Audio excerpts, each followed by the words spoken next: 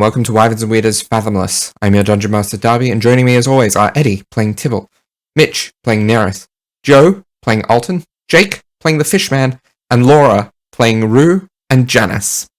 Let's jump into it.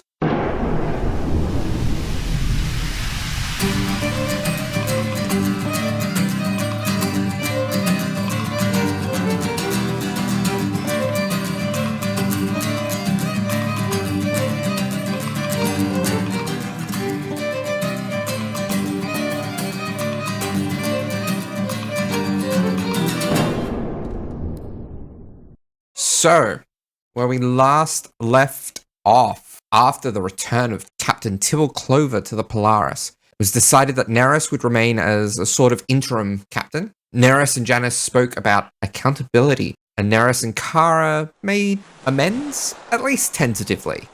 Finally, the heads of the Hydra approved for the Polaris to head out on their next mission, to investigate reports of folks going missing in the 𝗖𝗔𝗦𝗧 Isle. The moment we left on was the ship leaving the harbour of 𝗖𝗔𝗦𝗧 off to the 𝗖𝗔𝗦𝗧. So when you return to the ship, there's this fair bit of noise, but I suppose once you kind of get up the little ramp, your gaze might sweep across the deck, which is like mostly neat and quite quiet, beyond like a mop and a bucket and like a few discarded bottles almost. There's no crew to be spotted beyond perhaps Rue in the distance watching the shore or something like that. But look up, or super up in Tibble's case, and much of the deck crew specifically are perched in most of the rigging. They seem to have stopped for a significant break and also seem to be mostly drinking, and specifically the noise has been laughing and carousing and even singing. In fact, Janus appears to have been cheerfully leading some kind of very hearty, loud shanty.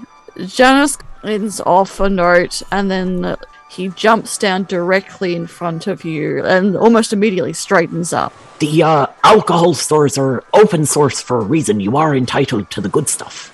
Captain, you wound me. These were all bought by me. Plus, I wasn't here for Naravoy's birthday, so we need to have a good celebration. Ah, is that the occasion, is it? The big giant folk just looks very emotional. The happiest of birthdays for a second time, my large friend.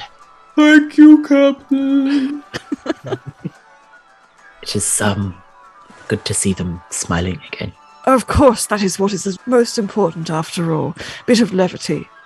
Well, Captain, Quartermaster, and then he just turns and with like a very easy display of immense strength pulls himself up the rigging to go and converse with Floret. Captain, why are we down plates? Well, there was an incident when the Sin Seekers boarded where some of them fell out a window. I don't want to interrupt you, Captain, but I'm going to interrupt you. You can lie to the Hydra. I just want to know where our plates are going. And I did not witness this firsthand, so you just have to take it as the word of a friend that there mayhaps have been someone on board who delights in a delicious snack of plates. I was not there, however, my wife heard it from a crew member who witnessed the whole thing, and I thought something to take off your plate, if you'll excuse the pun. But that is my job as Quartermaster. I manage all the payments. All the money that the heads of the Hydra give us, I throw it back at them. That's my job. We don't get things for free here. I've worked as a captain for too long. I no longer understand the meaning of money properly. This needs to be rectified. That is why I am here as Quartermaster, Captain.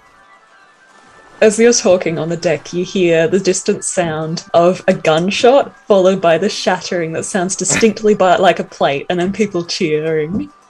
Go easy on them, lad. Nerys disappears in mist. Alton was probably kind of like pissed at the celebrations, like, oh, that's fucking noisy. And then was like, alright, I'll get into this, whatever. Alright, let's go target practice, Fishman. What do you think? Let's see how your skills have improved. Throw some plates to Fishman. Do you not think that this is a little out in the open? But then you throw the plate and he's like, alright. And then, yeah, he'll try and take a shot. That is a dirty 10.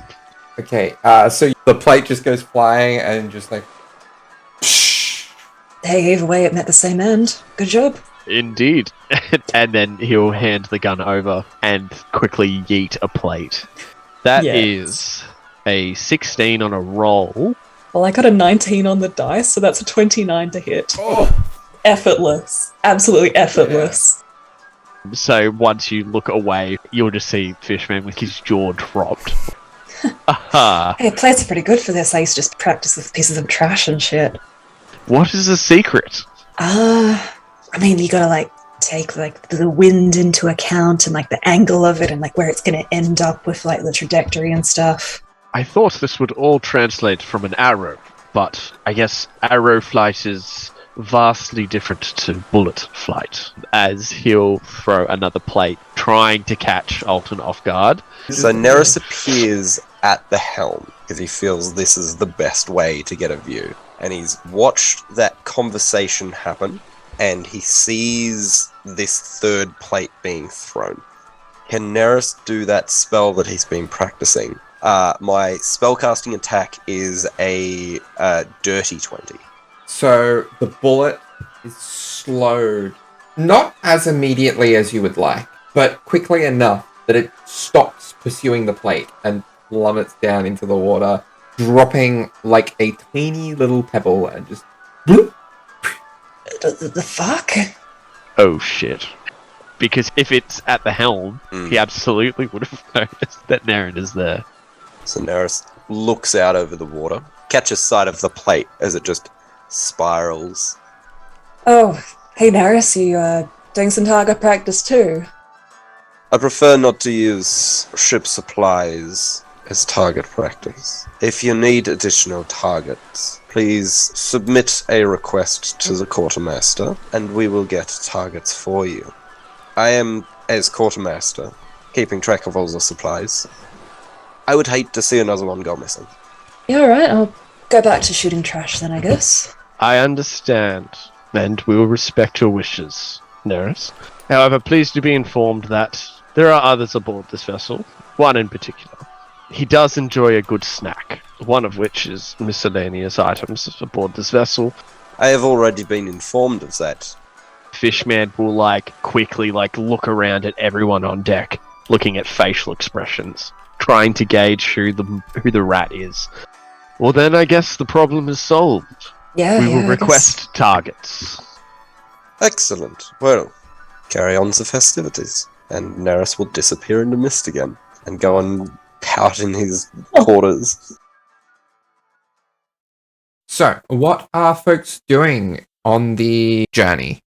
At least as we're pulling out of port, Nerys is doing very much what he has seen all the captains that he's had in his past do, which is captain a ship.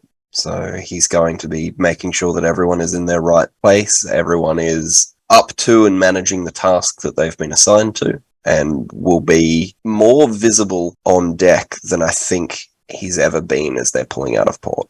Speaking of visible, there is that flurry of action as the ship pulls out. There is that once again familiar sound. Janus has obviously gotten back some kind of whistle, perhaps even been presented by one by the rest of the deck crew as he's sort of been making amends and re-strengthening ties. And there's this huge flurry of action as he strides out on the deck below and starts barking commands to the majority of the deck crew specifically. But there's a lot of this immediate flurry of movement and sound and noise and those little sharp whistles to indicate across the expanse of the deck what specifically the returning bosun and master at arms needs done to get this ship moving out. Fishman? His role is simple. He's up in the crow's nest. He knows the direction we're going. He's coordinated that with Nerys and Tibble. He'll just be keeping an eye out. We've had a lot of surprises recently, so he'll definitely be vigilant. Alton? He'd be by Tibble's side, keeping an eye on him, maybe just talking through what Alton is going to be expected to be doing for his new role in this new mission. And Tibble? I think Kara is there as well. They have made their way onto the deck. And he is speaking with Alton, but he just, I guess, is wanting to be present for the ship leaving. And Alton, if you had asked him why he wanted to be out there, he would have told you that leaving for a new adventure, it's always been my favourite part. Of course, Captain. Fresh air will always do you good. I do like the spray of the sea on me fur. Can I get 3 people to volunteer to roll me d20s, please, to see what the weather's like, okay? Fishman, give us our temperature for the day. It's a 10. 10. So that is normal for the season. So around about a 24. Who wants to roll our wind? I rolled a 16. So there's a light breeze. One more d20. I got a 19. A 19. So the wind is light, but there is torrential rain and storm clouds and the occasional thunder crack in the distance. In this case, Alton is holding an umbrella over himself and Tibble. As the storm goes on, Nerys, you have connection to time and fate and divination. Let's have you roll for potential random encounters. Oh, man. I want to apologize in advance. That's a natural 20. A natural 20. Oh, boy. It's a dragon. It's 2 dragons. No. It's hard for most of you to pick stuff up with the storming overhead and all the thunder cracks. But Fishman and Alton, you would notice a shadowy presence in the water. Size? Large. Very, very large. Yeah, alright. Ring-a-ding that bell. Is it long? Yes, there seems to be a strange length to it. Would Fishman know anything about giant squid? Roll me I'll let you choose between Arcana, Nature, and I guess because of your connection to the planes, I'll allow Religion as well.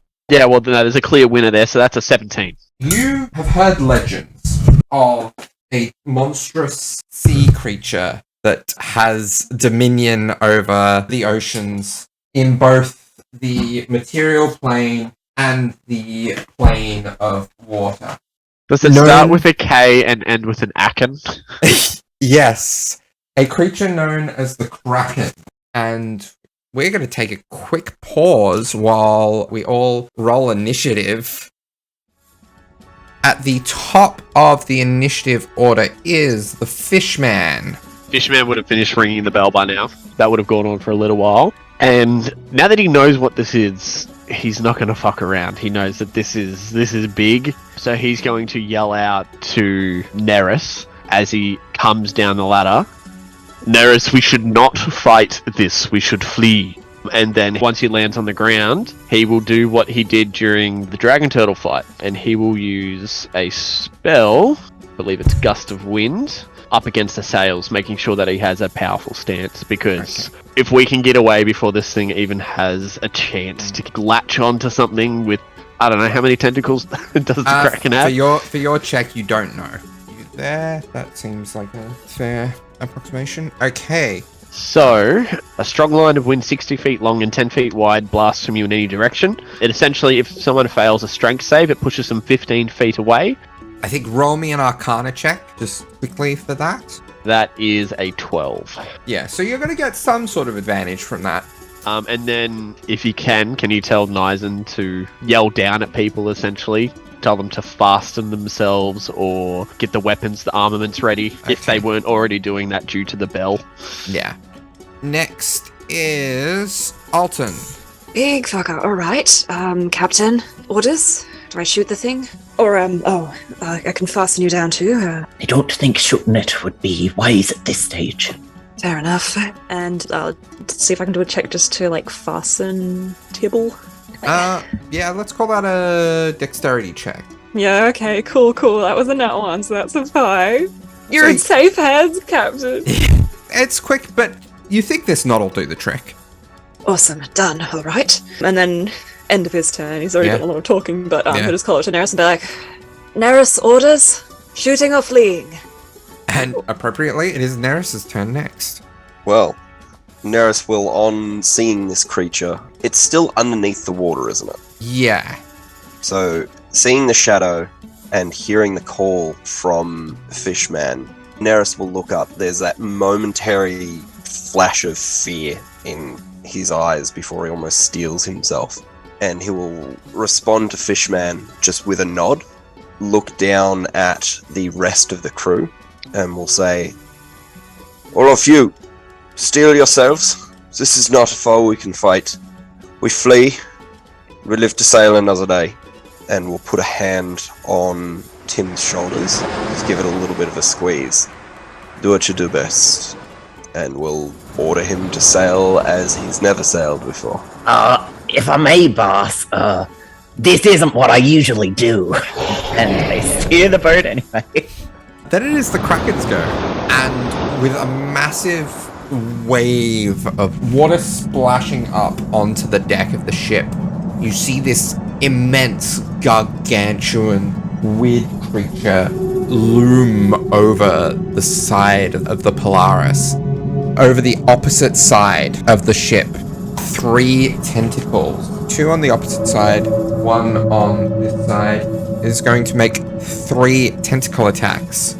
So the first one against 𝗖𝗔𝗦𝗧, that is a 32 total. So 𝗖𝗔𝗦𝗧 takes 8 points of bludgeoning damage and is grappled. And the next one is going to go for Tibble. As this tentacle swings down, Nerys is going to yell out, "Captain, get out of here!" And hoping that that momentary turn or movement from Tibble is enough for that tentacle to miss, and that's a 3 to hit. Okay, Tibble, what is your AC? Tibble's AC is 16. I'm scared that you asked that. So even with only a 3, that's still a 20 to hit. Oh, you're going to take 18 points of bludgeoning damage, and you are grappled. And then the final attack is going to be on Nerys. Can we just say it hits? It's a 29, so yeah, 22 points of bludgeoning damage, and you are grappled. Rue, you hear all this hubbub going on from below deck.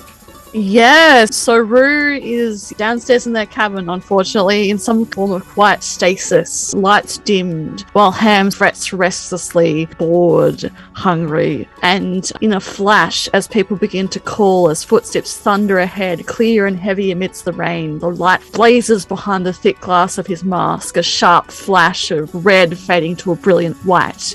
And they rise to stand as best they can in a ship that is lower than they are tall, casting their gaze outside the porthole. The wet slap of like an enormous tentacle as it grasps someone, and Rue stares for but a moment. It appears we are under attack from the deep. My, how exciting. Ham, we should go upstairs and defend. And then Rue turns around, pushes open the door, and just begins to vault up at this unnerving speed, climbing the stairs to the upper levels with surprising long-limbed ease.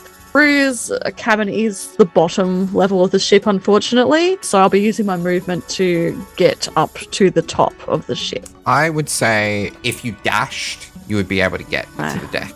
That's my full action, yes. Yeah. So Rue suddenly sees all of this chaos aboard the ship, people shouting and yelling, and 3 of the crew members currently being wound up by some horrible creature from below the deep. This is certainly not good. And as a bonus action, Rue's eyes are going to flash red, and this magic is going to channel spiritual weapon. Yeah. We'll say the tentacle it's currently got Tibble. Rue's spiritual weapon is manifest into Rue has one of these hanging off their apron. It's a bone saw, and it's like bright, shining white energy, but with a red hue that's almost seems like their eyes are kind of casting that onto this spiritual projection. And this big bone saw is going to try and give the tentacle a big old whack. We'll see if it hits. Okay, I'll take a picture of that. It's a natural 20. That will certainly hit. So it's 1d8 plus 1. That's 6 damage on top of 9 points of damage, I believe is how nat 20s work. Yeah. Now here's the question.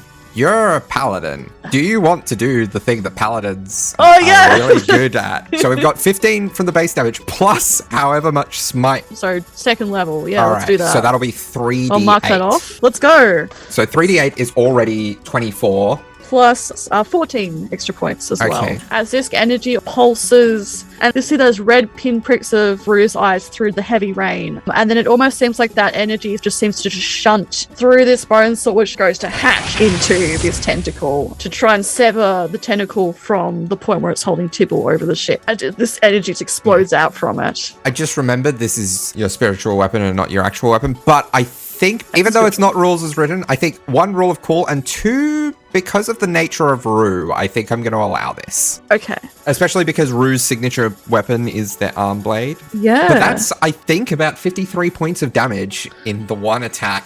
I love paladins. Yeah. Which, at the end of your turn, is going to get the Kraken's attention. And it's going to use a legendary action. So another tentacle bursts out of the water and goes to attack you. That is a 27. So you take 20 points of bludgeoning damage and are restrained. I just can't go, oh, whoops. Next is Ham. you have So Ham is going to barrel up. so he'll probably be able to get up. Actually, he might be able to actually get it and still have an action. He'll just like snap at any tentacle that's close enough to him. Well, that'd be the one that's around Rue, yeah. around Rue. That'd be a 16 to hit. 16 will miss, unfortunately. I love your ham noises. And we're still with you, Laura, as it is Janus's go. So, at this same point in time, after an almost missable moment where his expression was momentarily completely blank for but a second, Janus has assisted the call to action as the ship swarms to the attention of Fishman's call. His eyes flashing, again almost missable, as he notices Alton asking Tibble first for orders, then to Nerys as he barks out command as directed. And Janus seems almost to puff himself up with a crackling wild energy. And then as the waves start to break and shapes start to move, he turns around, again shining almost brightly with this otherworldly energy that he always carries with him as a plane-touched CL. And he calls out, Crew, comrades, we gather. The Polaris is under attack. You heard the captain. We flee, but we must also fight. We are the Polaris. We are to protect her. but then his eyes start flashing as he turns to see the long, winding tentacles flailing across the ship. And as thunder begins to peal through the noise of battle, as Bonus actually he rages, even as his comrades are grappled by these tentacles, he turns momentarily his hands to the sky and calls out, "O glorious Shognesh, light of the heavens and the deep, hear my prayer, grant us a briny sign so we may send this creature to your eternal slumber." And then as he claps his hands together and pulls back the glaive that he always has mounted to his back, he is going to say something in this deep guttural language that no one on the ship can understand. And that's the command for the Wave Rider glaive. It has its 1 per day thing, so when I speak the command word, it can hurl out a bolt of lightning. So, into one of the tentacles, I guess. Unfortunately, it is immune to lightning damage. That's alright. Immune! Okay. Immune. Cool. Well, Janus, seeing the lightning peel off this monstrous creature's rubbery tentacles, just like a What a challenge! This is what I've been wanting. Welcome! This is my ship you're boarding. You will not be here for long. Next is Tibble. Tibble, so you are restrained, so you have no speed at the moment. Yeah. Tibble can still make attacks, yeah? Yeah, Would the wheelchair have been grappled with him? I think so, yes. Okay, cool. Because I was just going to try and establish as to whether or not he would have his sword with him, which would not be on his belt on the wheelchair, but it would have been on the wheelchair because he doesn't really go anywhere without it. And especially like they're going off on a mission, so it's a little bit ceremonial for him. He will attempt to swing on the Kraken with his Starseer Cutlass. And he calls down to Nerys, "I'll do my best to get off the deck once I'm, unhanded." And, that's 14 plus 8, which would be a 22 to hit. 22 hits. So I will use one of my superiority dice and I will roll it. So that's an extra damage. 11 plus 7, so 18 points of damage. 6 of that is radiant. Yeah. See if he manages to hit again. Probably not. That's 15 to hit. 15 on the will Kraken. miss, unfortunately. Yeah, figured that out. But yeah, the he's second wind in. He's gonna bonus action second wind. Where did I put my D10? That's so great, Tibble. That's 9 points. Okay. That's it. He just kind of squawks a little bit when he's up there. I will just say he calls down again to Kara and he's like, "Kara, love, I know you're worried, but get below deck." And that's like an order, and she goes below deck. Ain't having both of the clovers dying today. At the end of your turn, the Kraken is going to use a legendary action to fling you in a random direction. Can you roll me? Stop throwing the captain. He's so little, he's so aerodynamic. Okay. So the good news is you're not going far before you hit something. Is he gone? No, he hits me. Alton. Yeah. So you're knocked prone. Nice catch, lad. You take 6 points of bludgeoning damage. Alton, roll me a dexterity saving throw, please. That's a 17. 17 just fails. So you take 5 points of bludgeoning damage and are knocked prone. Hang on, guys, we're forgetting That's something. fine. There was a very well-tied knot holding Tibble in place. Oh, yeah. The string just like slides off Tibble's body. Oh, I know what that damage was from. It was from the fucking wheelchair. Oh, yeah. All right, next we are back to the top of the initiative round. with What the is the fishman. rest of the crew doing? They're doing stuff, Yeah. but nothing that constitutes a combat action. All right. Well, Fishman will see that a few of our crew are currently grappled, so escape, while still an option, probably isn't the most ideal at the moment. So he will actually drop Gust of Wind, and then he'll look over and see that both of those in command are quite occupied, and then he'll bellow out to the rest of the crew. Man the ballista. Whilst we may not be able to defeat it, we can incapacitate it. As he will also at the same time aim up a shot of aiming for its eyes, if it has any. And at the same time, he'll cast Hunter's Mark with a bonus action, and then he will attempt to fire a shot with his crossbow. How does the weather affect it? You said that earlier, Darby. So it simply will be disadvantage on ranged attacks. More than I rolled before, so that is a 21 to hit. That'll hit. So that's going straight for the eye, if you can. And that's an extra 1d6 with Hunter's Mark. Yeah, So that's 15 piercing damage. 15, but this is non-magical, isn't it? So that is halved, unfortunately. That's fine. Magical or not, it's still in his eye. Yeah, but the Hunter's Mark damage is not. Okay, well, there you go. That's 6 then. And then the second attack isn't as good at disadvantage. That is 17. That just misses. all So the shot just goes wide. At the end of your turn, Nerys, I please get you to roll me a d8 as the Kraken decides to fling you as well. That is a 3. Right to the back of the ship, knocked prone, and you take 9 points of bludgeoning damage. Next is Alton, who is prone, but otherwise relatively fine. So Alton has just been smacked in the face with Tibble in his wheelchair, pretty much. So he's going to stand up with half his movement and correct Tibble in the wheelchair if he can.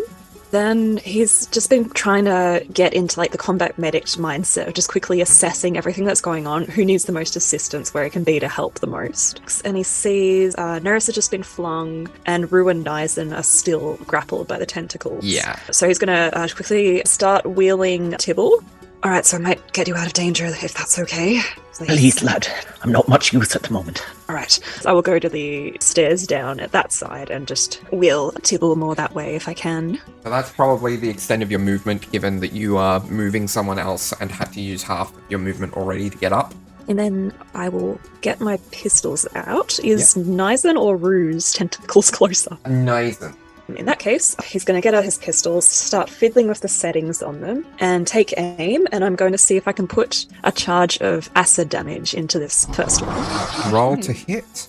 Remember, it is disadvantage due to the storm and this being a of ranged course. weapon. So that's a 19 to The hit. 19 still hits. 14 piercing damage, and 3 acid damage. Okay, it takes the full brunt of this acid damage. I'm going to have it roll a check. And that's a nat 1, so it reels back in pain, releasing 𝗖𝗔𝗦𝗧. In that case, I'll whip around to the one that's holding up Rue, and I'll take the next shot at that one. So that was an 18 to hit at disadvantage. 18 just hits. Oh, so that's just 8 points of piercing damage. Finally, for the bonus action, acid seemed to work well, so he's going to put another charge of acid damage in. Uh-oh, that doesn't hit. That's a 12. Yeah, that Never mind. goes wide. Oh boy, you nearly got it. You can still take an action surge if you would like. Yeah, all right. Let him go, you fucker. And that will be... There we go, that's a 21 to hit. So that 21 one will suddenly hit. hits. 10 points of damage. All right. It rolls a natural 20 to keep a hold. But I get to one grip more through shot the with an pain. action Yeah. surge, right? Yes. All right, so I'm going to put some acid damage into this one. No! Keep wasting charges! That's a 16. Next is Nerys. You are not looking too good there, buddy. No, we're fine. Everything's great. We're gonna stand. He's going to yell out to those on a couple floors below, and hopefully his voice carries over the wind. But the only words that need to be heard are cannons and fire. Roll a ranged weapon attack. With where the Kraken is, this is point blank, so I'm going to say that cancels out the disadvantage. So just roll me a d20 with +6. That's good. That's 23. 23 will certainly hit, so roll me 8d10. Yeah. So I got a total of 42. Okay, 42 points of damage. Now that is halved because these are non-magical, but that is a good hefty chunk of damage. No one is still grappled, are they? Rue is. Rue is, yeah. Rue is grappled. And Nerys is going to sort of try and squint and take a couple of deep breaths as seeing Captain Tibble in his mind's eye get hit with this tentacle and then trying to make that future not happen. But it still happens, sort of clouds his judgment a little bit. And all of the potential futures that he can see just slowly fade into mist as he can only see what's in front of him now. And he's going to raise up a hand pointed in the direction of Rue. And Rue, you're going to feel this pressure in the space around you as Nerys is going to try and vortex warp you back to the center of the deck. They've been twisting and turning within the grass with this tentacle, which might look a bit unnerving because they have no discernible expression. So there's no like rage or sadness or distress. And then you feel this momentary immense magical resistance, and then it just shuts off and Rue gets shunted. Rue, as part of this, can you roll me a percentile, please? Oh, okay. 32. 32. Oh. So, Nerys, you cause Rue to disappear from within the Kraken's tentacle grip. But they don't reappear where you anticipate them to. In fact, you don't see them at all. Rue, you are in a strange... Did I get shunted into another dark... plane? Roll me a religion check. No. Natural 20, apparently. So that's 21.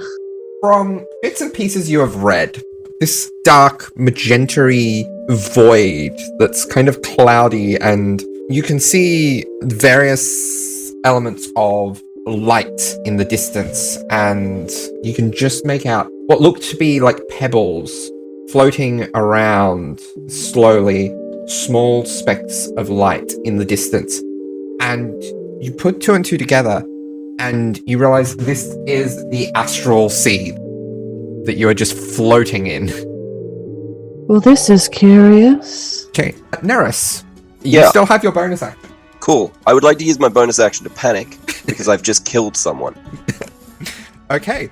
Nerys is going to just sort of take a moment, look at what's happened. I think has seen sometimes magic not quite work as intended around Rue, and has always been something that he's wanted to discuss or explore, but has never really gotten around to it. Yeah. Seeing this, he assumes it could be something like that, but then again, we're fighting a Kraken, so things could just get a little bit weird. So I think Nerys is going to shout out something inspirational about keeping fighting. And then he's right at the back of the ship, yes? Yes. He's going to just sort of squat down a little bit and just kind of start to breathe a little bit heavier and a little bit quicker than he normally does. And his eyes are darting around as he's trying above all else to see a future where they get out of this, and he can't see anything. Okay. Next it is the Kraken's go. You all see its eyes flash white as it lets out this low guttural growl, and you hear 3 flashes of lightning strike down on the ship. And I'm gonna need Janus, Alton, and the Fishman to each make a dexterity saving throw for me, please. 18. So Janus is a 14, but regardless, the lightning still cracks through him, but he does have resistance, so it almost seems to channel through him at the same time. And Fishman? 22. So that is a failure on all 3 parts. So as you each take 29 points of lightning damage, halved for Janus. So that's the Kraken's go. Next is Rue. So Rue, you're in astral space. Where am I? Did Nerys do this? Or is this a memory?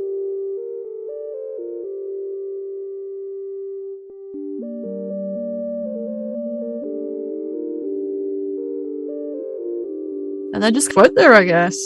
The 6 seconds at the end of your turn, you appear back. And he looks around just completely confused, and probably for a moment the light behind his eyes almost perfectly reflect the vision of the astral sea.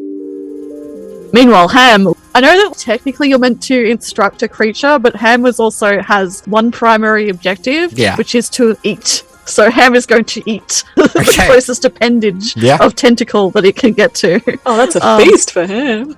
So that's a 19 to hit. 19 will certainly hit. Feast time! I mean, again, Ham is not a magical creature, or are they? So that's a 12. All Ham's right. taking a big bite. So that 12 halves. plus 3, so 15. Half to 7. Halves to 7, yes. I take a big old baby bullet chomp out of this tentacle. Next is Janus's go. Okay, so alternatively, Janus first calls out, "Fishman, nice shot! I always knew you had it in you. Crew, as you heard, we're in danger. The seas have other plans for us. Floret, those below deck, prepare for the next fire." And Janus again calls out, "Shognesh, the old father and all mother of the ocean, turn your many-eyed gaze towards us. Lend the Polaris your passage. We are but grateful for your challenge and your fury."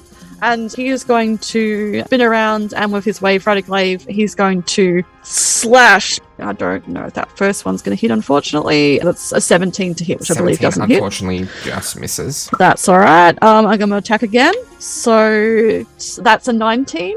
A 19 will hit. 15 points of slashing damage. All right. Janus just cackles, but he does cast his gaze momentarily back towards where Tibble has retreated, and then over at where Nerys is starting to retreat into himself. And his eyes flash, and he focuses more intensely on this Kraken. At the end of your turn, the tentacle that you went to attack is going to try to strike back at you. That is a 26 to hit. So that is 21 points of bludgeoning damage. But you are raging, so that is halved to 10. Yes! But you are grappled. Come at me, is that all you But have? the barbarian you are, you laugh at it. I can take this all day. Next is Tibble. Tibble, from his place in the entranceway of the stairs down, looks up to the Kraken and he's like, "Aye, beastie, you leave this ship and its inhabitants." And he points his Starseer cutlass at it, and he casts Fairy Fire using it. So the Kraken needs to make a dexterity save. It fails. Hey! As Tibble is pointing the sword and calling out to the Kraken, it starts to wash over and glow in this vibrant violet light. And even through the heavy rainfall, you're all able to see the tentacles more clear, every aspect of this creature. That essentially means that there's advantage on attacks against the Kraken for the next minute. And as he is wheeling himself down to the lower decks, he calls up to Nerys, "Captain, give him hell." And he's going to expend one of his superiority dice to rally. And Tibble loves you a lot, Nerys. So that's the full amount of, it's an 11 points of health back to you. Sorry, they're temp hit points. Either way, it's health for you. Yeah, There you go. yes. Have some. Just as a command action, he is going to, as he's rolling himself down, he calls out for the cannon to be fired. Okay. Point blank range plus fairy fire. This isn't Tibble rolling. This is a crew member rolling. Yeah. So roll me a d20 with advantage and add +6. 24. 24 suddenly hits. Wonderful. So that is And 8d10 bludgeoning damage. 8d10, 52 points of 52, damage. so that halves to 26, being non-magical. At the end of your turn, it's not going to attack you because you went below deck, but it is going to, I think it's going to use its lightning storm. So again, it has this guttural growl as 3 bolts of lightning come down from the sky, and I'm going to ask this time Janus, Rue, and Alton to roll me dexterity saving throws. I rolled a nat 20. I got a 24. I don't know if that's that safe. that is a success. Hey! So you'll only take half damage. Alright. Both Janus and Rue fail. So that is 20. So Rue will take 20, Janus and Alton will take 10.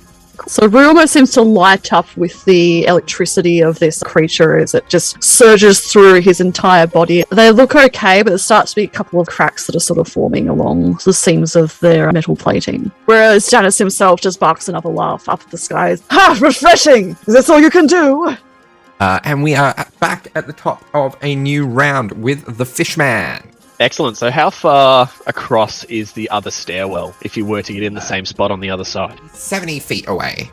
Rightio. Well, he's going to move 40 instead. I would say at haste, flavor-wise, but mechanically he's just running. So if anything, if he can, he'll probably do a bit of a slide at the end as he's aiming up a shot for the other eye. And just before he takes his shot, he'll yell out to the crew at the ballista to line up a shot for its head.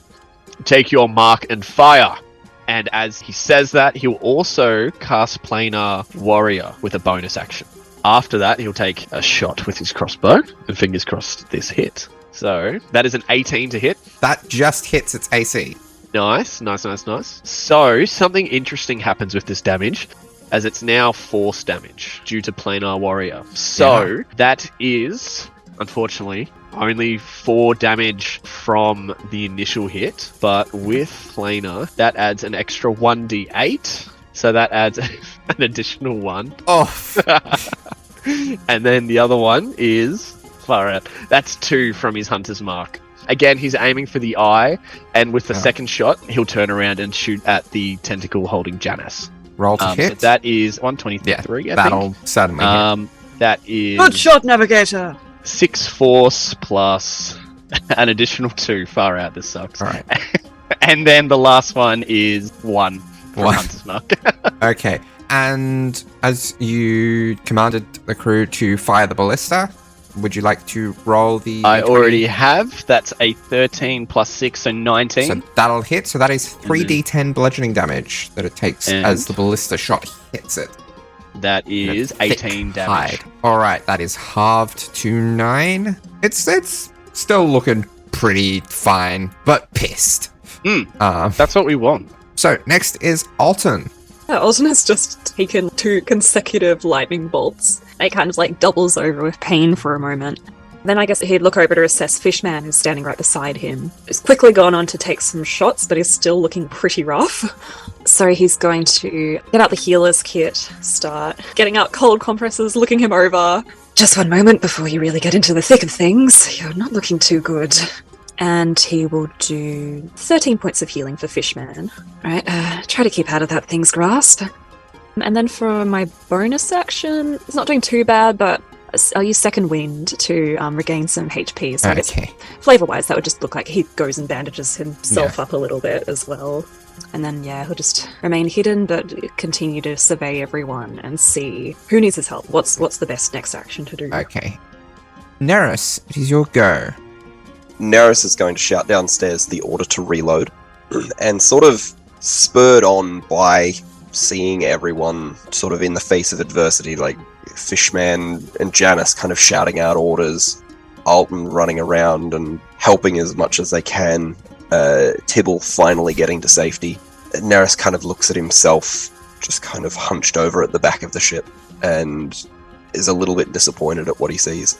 Because he might see a quartermaster, he might see an arcanist, but he doesn't see a captain.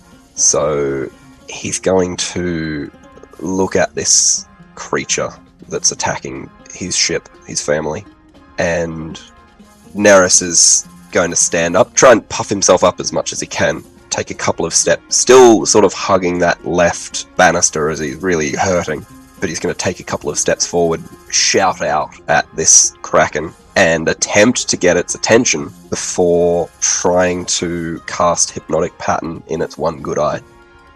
It's a wisdom saving throw. Okay. Nerys is going to try and cast Silvery Barbs. Okay, so that gives it disadvantage. Gives it disadvantage, and will give Janus advantage on their next roll. So the lower of the two was the initial roll at 28. So it is not distracted. The Nerys has nothing left. And it is its go. It is not distracted, but it does have its attention drawn to you.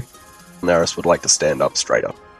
Now, I'm going to say the nature of the ship's banisters I will allow this to count as 3/4 cover for you, Nerys. So you will have a +5 to your AC. I need to roll a natural 1 for this to miss. So close. It's a natural 2. So you take 18 points of piercing damage from this bite. Next is Rue's go. Rue is still quite stunned, eyes flickering and flashing after they've just been transported to some elsewhere place. The astral plane, a place that their mentor, 𝗖𝗔𝗦𝗧, has only read to them about, and this vast library of books on that small, tiny island. And now Rue is out in the world again. And Rue sees all this action flashing around, and with all these people just running around in unison, and they are just this silent point, still coming to terms with what's just happened. And then they turn their heads. And how is Nerys looking? I don't care. So Rue Very poorly. is going to vault over in that direction. Again, having already been shunted themselves out of this creature's grasp by Nerys and then taken somewhere else. So you can get to the top of the stairs. Yep. I can't reach him. No. So what I'm going to do instead is I'm going to do that, and then I'm going to... This isn't as great. Rue is going to go, Mr. Nerys, you should take cover. And this is sort of an energy that Nerys, if he's even noticing this, would feel extremely familiar with, as Rue's eyes shunt, and it's this horrible green. I will roll in a moment because they are casting magic as well. This energy seems to course around both Nerys and the Kraken. Nerys, this magic feels wrong. It should be harming you, but you don't feel hurt. The Kraken itself will have to do a Constitution saving throw, please. Yeah. It's only a Con 13 save, so... Yeah, that succeeds. That's fine. It still takes half damage, so it'll take 5 points of necrotic damage. It's almost like Rue turns their head, and that casting of that gaze upon you courses into this and just like burrows itself into this Kraken's tentacle. Nerys, however, you feel that energy transfer not from the Kraken into you, but that negative energy all around you transfers into you. This is Wither and Bloom. So one creature of your choice in that area can spend and roll one of its unspent hit die and regain a number of hit points equal to the roll plus my spellcasting ability modifier. My modifier is only +1, but it'll be better than nothing. So there we go. And then that ends Rue's turn.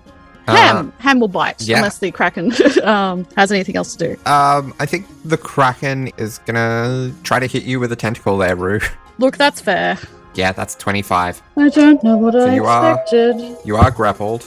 So that's 20 points of bludgeoning damage. Oh, I suppose whoever's close to that point, only within the immediate vicinity, you start to hear the cracking of glass, and there's a slight kind of chink as some glass from their eyeglasses pops out, and then you can hear the sound of buckling metal as Rue is squeezed by this tentacle and lifted up into the air.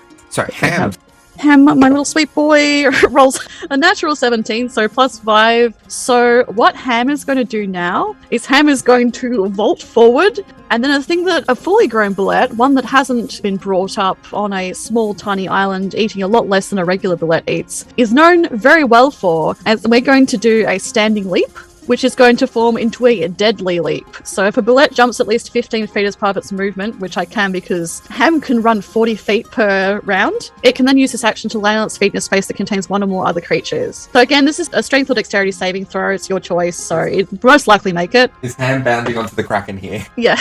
Amazing. So that is only an 18. Yeah, it's a DC 13, unfortunately. Yeah. That's alright. So it'll be half damage. It takes 4 points of bludgeoning damage, 15 points of slashing damage, half to whatever. It's also pushed 5 feet out of the bullet space into an unoccupied space. So a little bit further away, because fuck you. For that to work, I'm going to need Ham to just roll me a dexterity saving throw to make sure he lands back on the ship. I'm going to take a picture of this, and I might actually stop using these dice because that was a natural 20. And he just taps his stumpy little legs on the ground and does a little bullet roar and probably licks his non-existent lip. The Kraken is going to fling Rue. That's fair. Can you roll me a d8 to determine the direction? The direction is 7. Alright, so you are flung 10 feet into the mast and fall down onto the ground. You take 4 points of bludgeoning damage.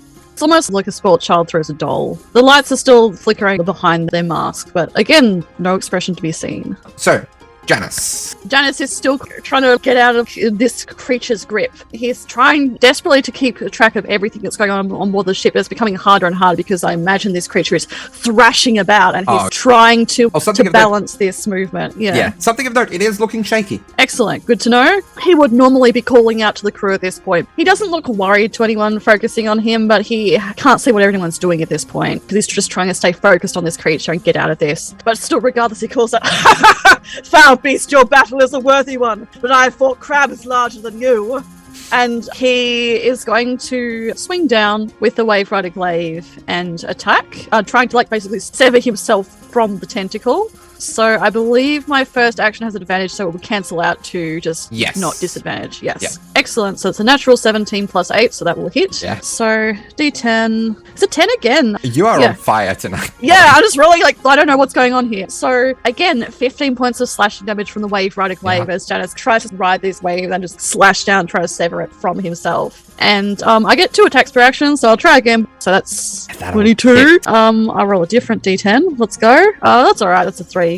So 7 points of slashing damage on the second one as he's sort of jostled back, and those spectral wings that sometimes manifest sort of flutter out a bit because he's trying to correct his balance. It's going to go, "I'll advise you to leave us well alone. I have my own eyes watching me, and they are far greater." And he raises the other arm that he is not holding the glaive with to the sky, and lightning cracks in this enormous boom across the sky as there's a shudder in the water. And as a bonus action, I summon my Tentacle of the Deep. So this long, writhing tentacle rises up out of the water, and it is covered in pulsing red eyes and teeth and shapes. And there is this crackling kind of energy, but it then crashed down upon one of the Kraken's tentacle versus tentacle. It's a 19 to hit, so 10 points of cold damage crack through this Kraken. Quick, everyone, fight it off. We must protect the Polaris. Next is Tibble. So, remind me, did the cannons get reloaded? One cannon has been reloaded. Tibble himself is going to wheel over and shoot that cannon.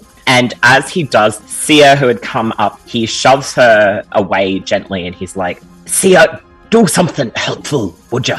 In a way that is very different from how he would usually speak to any of the crew. And she kind of reels back a little surprised. And any of the crew down there would see it wash over her like a wave. So you, because of your condition, are at disadvantage on the attack because you're firing yourself. Yep. But advantage cancels A out. flat roll.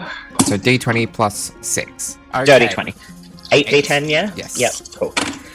61 points of damage. Nice. So that halves to 30 as non-magical damage. Okay, so with Rally, it says a friendly creature who can see or hear you. Tibble is, as his bonus action, going to rally Nerys once again. "Captain, you're doing great. We've nearly got it." And that is 7 temporary hit points that you get. Now, 𝗖𝗔𝗦𝗧, who got commanded. 𝗖𝗔𝗦𝗧 has this funny little thing where she can telepathically connect and communicate with creatures of her choice, and as long as she expends her action, they can communicate back with her. So she reaches out with her mind, closes her eyes, and sort of feels at the edges of this chaotic and strange consciousness. "Hello there, little one. Why us? How can I help?" And she calls out to the Kraken. The Kraken can communicate back. Let me think on this because it's not going to react until its turn. Fisherman's going to take another 2 shots, so he's going to move a bit more into the stairwell. He should be able to make that distance now. He can command those of the cannons at the moment from where he is. Yeah. He'll command those to reload if he can, and then he will take 2 shots. Cool, so that's 17 plus 6, then that is 6 from the Hunter's Mark, and an additional 4 from Planar Warrior. Then, I think it was 1d10, and then an additional 6. Alright. So 13 force damage for that one. Right. And then he'll take another shot. And again, these are all going into the eye. This one's a 16 plus 6, so 22 to hit. 8 force damage total. Next is Alton. 𝗖𝗔𝗦𝗧's bow skidded over to Alton's feet when he was grabbed by the tentacle, and Alton just notices it and just kind of kicks it back to him. And, "Well, are you going to shoot at that thing, or are you just going to wait for it to grab you again?" So I take it that's your command action at 𝗖𝗔𝗦𝗧. So roll me a d20. I got a natural 20! So roll me a d4. So it'll be a d4 plus 7 for his crit. 2 plus 7, 9. Halved to 4 because it's not magical. Still something. And for your turn proper. So then Alton will spin around to face this great big thing, and he's just going to get his 2 pistols together, fiddle around with some mechanics on it, aim, and fire out something that will look similar to a guiding bolt. Alright. Roll to hit. Alrighty, that's a 25 to hit. That's 15 points of radiant damage. Then for bonus action, I'm just going to do a regular shot with the pistol. That is 17 to hit. That just misses, unfortunately. Next is Nerys. Nerys is still not feeling the best. Shake himself off. Call down again with a slight crack in his voice for a reload. Then we're just going to try it again. Nerys is going to try and lock eyes with this Kraken. Takes an involuntary step back and is going to try and create that flash of colour again in front of him. And we're going to do silvery barbs. So what was it? Wisdom? It's a wisdom saving throw and silvery barbs on disadvantage. Disadvantage is a total of 16. It's a DC 17. Oh. They are charmed for the duration of a minute. They are incapacitated, have a speed of 0. And when do they get to save again? At the end of their turn? They don't. They don't. It's concentration. Spell ends for an affected creature if it takes any damage or if someone uses an action to shake the creature out of its stupor. Can Nerys just... I know he's used his command action, but can Nerys just call out to hold fire? So, it's go. The Kraken has a feature, freedom of movement. Ignores difficult terrain and magical effects can't reduce its speed or cause it to be restrained. So, the Kraken is going to dive underwater. Rue, anything on your turn? So the Kraken just like submerges completely, like retracts its tentacle across the entire ship. Jeez, okay. Because Rue got thrown against the mast. As the rain continues to pour down, it's just sparking slightly out of like the different sorts of joints. And they judder a lot, but they will slowly sort of get up and just look around. Eyes flickering a lot more dim. And they look over at Ham. Be on your guard, you may still get your meal. They look like they start to move towards the rest of the crew, who are still in a flurry of movement, but their joints continue to judder and sort of spark a bit, and they just freeze and then just like slump and don't move any further. Sia will hear a return voice in her head. Hunger, yearning, ancient. And the ocean around the Polaris goes an inky black in a 60-foot radius. Janus is going to then turn very sharply and, using both his wings and his feet, I'm assuming Janus can get to Nerys. If he dashes, yes. He will dash then anyway. Okay. He's very fast. And it looks like, again, when he first returned on the ship and he offered heal that point below Nerys' ribs, and he accepted, but instead that energy is just that presence, and he instead reaches his hand out and just pats him on the shoulder and will stand next to him. Tibble. As the Kraken and the tentacles have withdrawn, and he can see that through the porthole, Tibble is going to check and see if there's any wounded down there, which I doubt there would be. Has anyone sort of squirreled away down deck? Okay. So Tibble calls up to Nerys and... Still holding fire, Captain? He doesn't have to respond, but if he wants to, he can. I don't think he will. And Tibble, at the lack of response, a look of worry passes over his face, and then he sort of thinks on seeing Rue be thrashed about by one of the tentacles, and he's like, Rue, how are you holding out up there? So very comically, Rue says nothing. Yeah. That is a rally, which... 5 temporary hit points. Apologies, it's not much. It's good for me. But it's something. He exchanges a worried look with Sia. We all know yearning. We all hunger. Fishman. Fishman is going to be as perceptive as he can. This beast currently has fairy fire. He's currently got Hunter's Mark on it, which gives him advantage on tracking it. There is ink in the water. However, the way I'd imagine it is that's advantage versus disadvantage. So he's essentially going to be waiting for this creature to come up, and he's going to prepare a 3rd level spell, Wall of Water, with the sole intention of, if that creature does come up to ram the ship, he would like to use that to stabilize the ship. So if it comes up on the left, he's going to cast it on the right of the vessel. If it comes up from below it, he's going to also cast it as below the vessel as he can, to kind of give us some unanimous momentum to take a less of an impact. And on top of that, he will tell everyone to brace. Alton seizes this reprieve from the attack to check to see who's the most wounded, and his gaze immediately falls to Rue. So he's gonna head over to Rue, if he can, and kind of skid over, already like getting his healing kit out, all the supplies, and then just kind of notice all the mechanical parts of Rue. Just notice that the metal is crumpled, there's sparking going on. This is not anything he really knows how to heal. Oh, shit. How are you holding up there? I do not have the right tools for this. Never did take that time to study Rue's body, did you? I know! You let your prejudice get it. Exactly! I Your was like, salty shit, feud. I could have been better at my job if I wasn't bitter at the new recruit. I have been better. There are many injured here. Yes, lots of injured, but if you're about to go unconscious, C's working, well, you won't be able to help anyone, will you? You don't know how effective it would be, but you think you can use your skill with Tinker's tools to maybe not repair, but at least like bend back into shape and patch up some of the broken elements of the plating, which you think will do something. It's probably also the closest you've been to Rue since you brought them in once for that medical check when they first got into the crew. So it's just like there's that, I don't know how Alton feels magic, but it's just this presence, incredibly strong. It's definitely uncomfortable, but now isn't the time. No, it's something I really should have studied a bit more, how you work to heal you. Well, here goes. Let me know if anything hurts or I'm doing it wrong. Roll what you would otherwise roll for your healer's kit. So it'd be 6 and then plus Rue's level. So 6 plus 7. Yeah. 13 points of healing. 13. Okay. You do get that full 13. Now, Alton, as you are doing this work, you find yourself exposed to the raw magic that makes up the internal essence of Rue.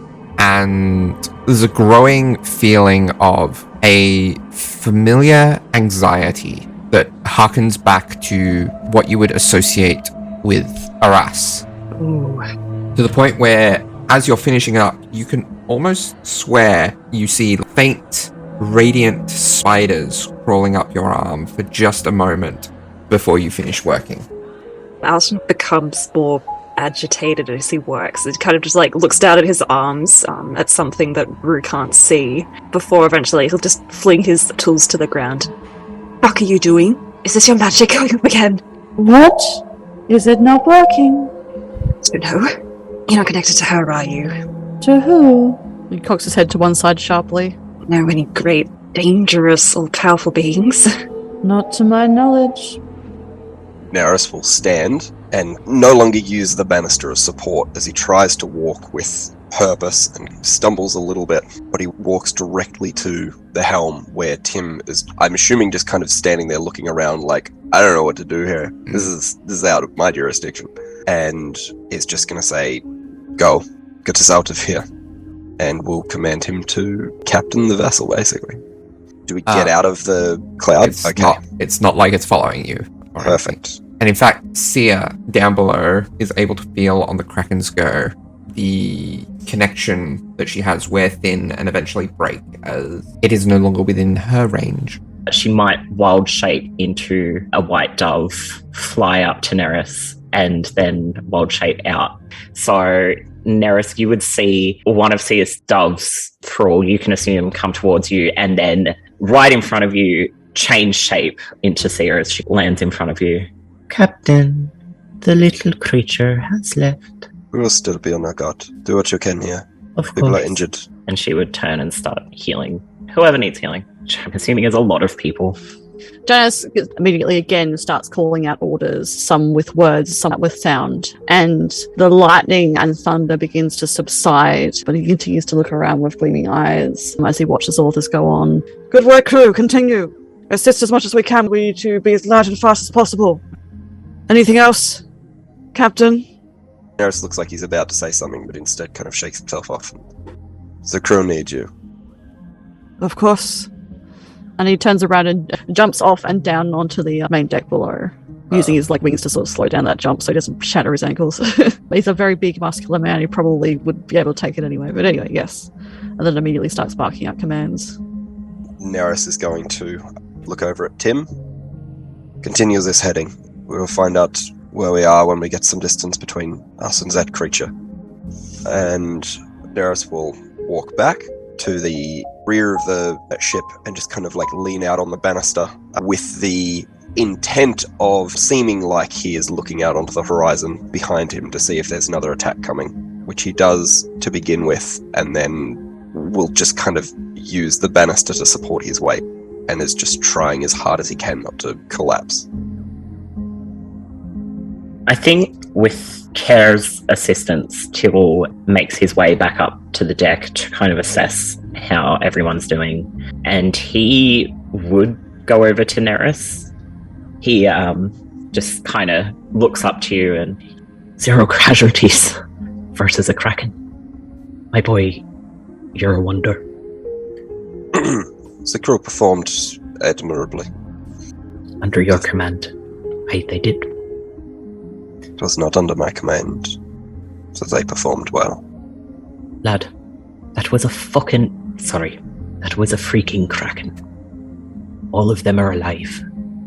Yourself and myself included, and I am not in fighting spirits. Take the win, or at least try to. He pats Nerys's knee and then wheels away, giving him his moment.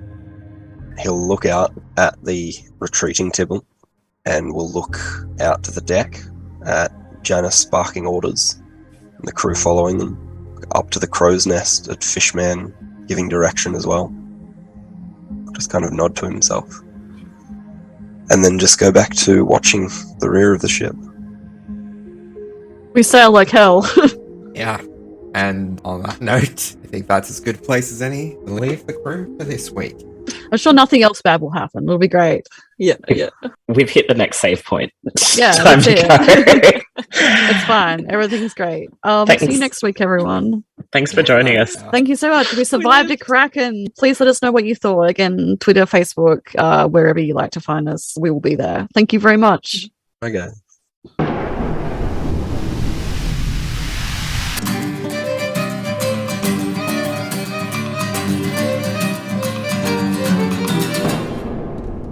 I'll just say that Alton rolled like a 4 nature check. He saw this and he just called it, hey everyone, there's a big fucker under there. And Fishman's like, big fucker indeed. The biggest fucker. Oh my god.